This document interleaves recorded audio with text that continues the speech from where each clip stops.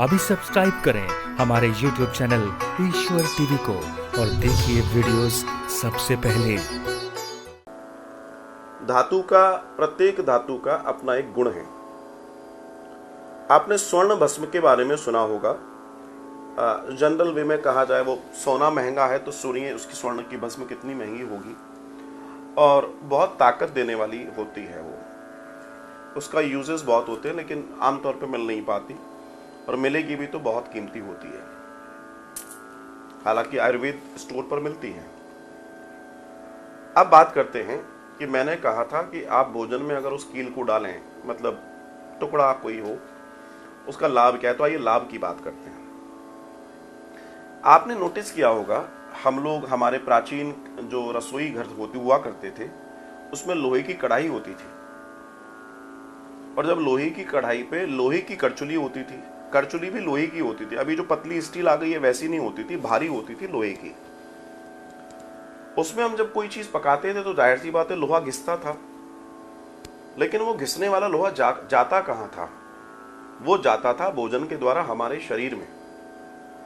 और हमारा जो शरीर है वो बड़े स्मार्ट वे में उस लोहे को ऑब्जर्व करता था, क्योंकि वो बहुत माइक्रोन, बहुत बारीक होता था, बहुत बारीक होता था, और उतना ही हमारे शरीर की जरूरत है।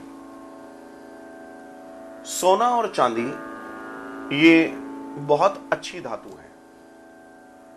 अक्सर चांदी के बर्तनों में खाना खाना या ग्लास में पानी पीना या सोना, ये लाभकारी हुआ है हमेशा से, लेकिन आज हर किसी की अप्रोच में नहीं आ पाता है। ऐसे में क्या करें?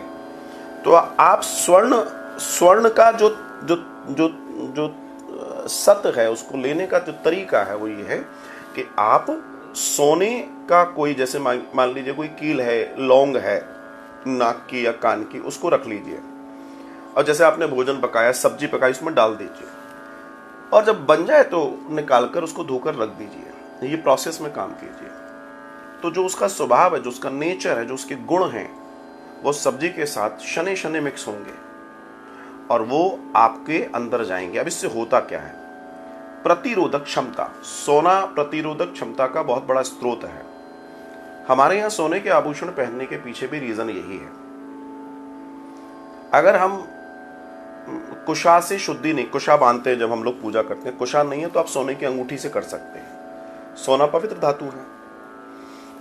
आपके आसपास जब सोना होता है तो नेगेटिव एनर्जी आप में प्रवेश बहुत धीमे से कर पाती है, बहुत कम कर पाती है। लेकिन वही सोना, वही चांदी की धातु जब आपके शरीर में जाती है तो आपके शरीर को संतुलित करती है। जैसे हम चांदी के बर्तन, चांदी के गिलास में पानी पीते हैं तो उसका जो ठंडक देता है वो आपके मन को संतुलित करता है, चांदी का गिलास।